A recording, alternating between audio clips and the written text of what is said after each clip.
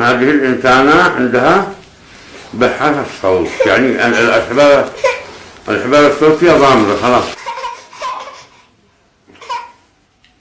تعالي يا أخي قربي يعني. بسم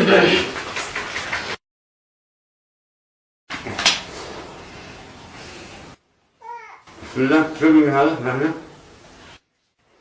أول تكلمي افعل معها خبر. أنس لا تستطيع الآن كما تطلعين في الصورة من الكلام. سجلت حاجة بالأصل. كم ليش؟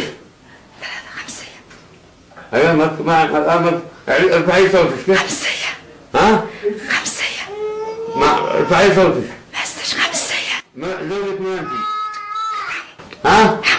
حمود من؟ جبران. وين حمود؟ وين حمود؟ هي اللي تشحبها تجي 5 6 مرات. ايوه. وبعدين نصير بين على البلاي وترجع ما كان جلد اي حاجه يرجع. ايوه. والان تعبتك ما؟ شو تشربي من الماء هذا؟ تشربي من العلاج هذا هنا.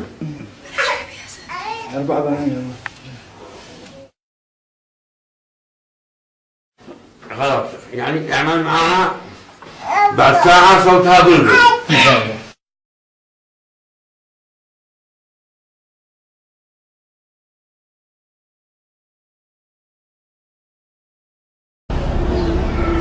خرج صوته بعدين يمكن حوالي ساعة إلا ربع من العلاج. ساعة إلى ربع. كان الرهان على ساعة على ساعة ولا ربع ساعة.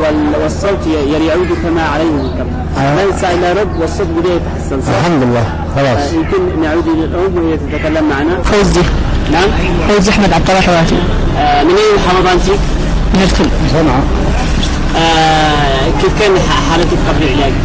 بس ما استشفت حاجة ولا أصيح ما استشفت ولا دق لهم أي حد يجاوبني ولا.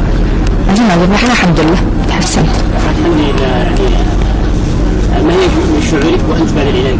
الحمد لله بخير ولا حاجة، ما بيش أحس بوجع ولا شيء ماشي. لا غير بس استخدتش تحب شحب.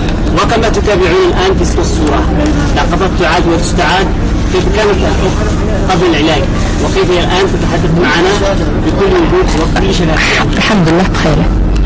هذا هو الإعجاز والإبداع الذي قدمه الدكتور محمد عبد السلام الطميلي الذي عجزت به كثير من المستشفيات. تعال لنا وهم الشمس احنا الحمد لله هذا المرة